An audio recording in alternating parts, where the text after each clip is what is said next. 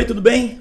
Esse projeto aqui é um projeto de explicar o direito constitucional, um monte de treta constitucional envolvendo o STF, acontece todo dia, e eu já expliquei isso no vídeo 1, se você quiser entender melhor, volta no vídeo 1 aí.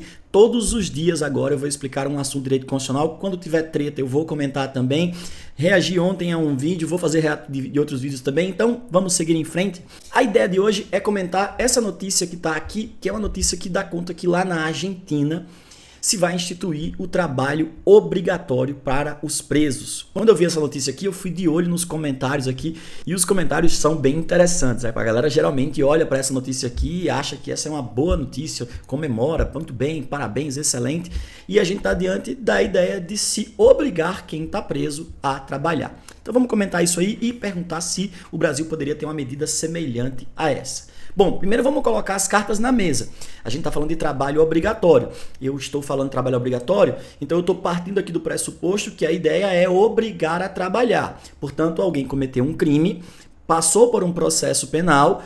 É importante lembrar que esse processo penal que a pessoa passou, ele foi estabelecido em cima de uma acusação criminal. Quando se estabelece essa acusação criminal, se indica qual foi o crime que você praticou. E quando se indica qual foi o crime que você praticou, você tem acesso a visualizar quais são as penas pelas quais você está sujeito, caso você lá no final saia condenado. Então uma pessoa foi acusada de um crime, esse crime tem penas específicas, ela foi submetida a esse julgamento, foi condenada a cumprir essas penas que são relativas a esse crime que foi praticado, e aí quando está lá cumprindo essa pena, surge essa exigência de que ele tem que trabalhar obrigatoriamente. Trabalho obrigatório aqui significa dizer que não pode haver recusa, ou seja, eu não posso deixar de trabalhar. Se essa for a ideia, a gente está diante aqui da figura do trabalho forçado. Agora vejam bem, é importante dizer aqui que eu estou comentando a ideia.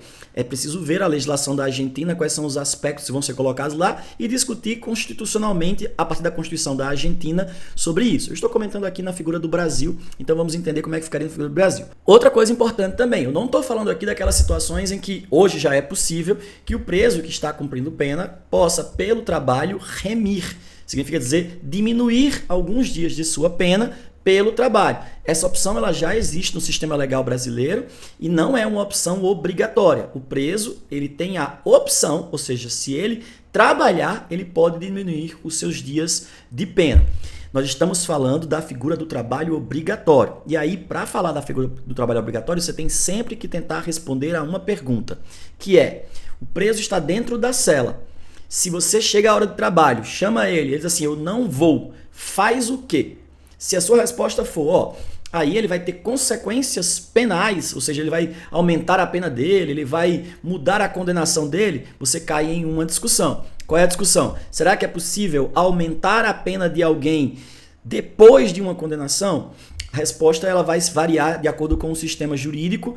Pode ser que sim, por exemplo, existe no sistema brasileiro as chamadas faltas graves. Quando você está cumprindo uma pena, configura uma falta grave e não é que aumenta a sua pena, mas tem algumas consequências em regimes de cumprimento de pena, alguns benefícios penais que você poderia ter acesso, você deixa de ter acesso em razão da falta grave.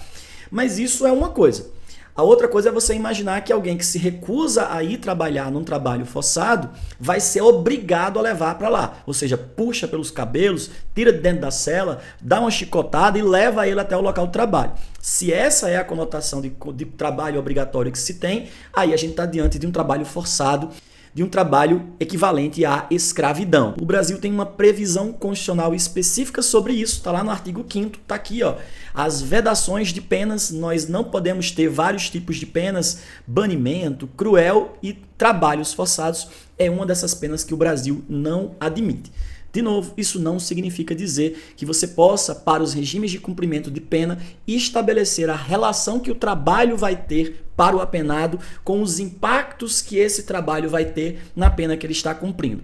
Isso é outra coisa, tá? A gente está falando aqui de trabalho obrigatório, trabalho forçado. Então, quando você for discutir sobre trabalho obrigatório, você comece respondendo uma pergunta. Peraí. Do que é que a gente está falando? Trabalho obrigatório em que sentido? A pessoa que não for vai ser levada, puxada pelos cabelos, chicote atrás para poder ir cumprir a sua jornada de trabalho?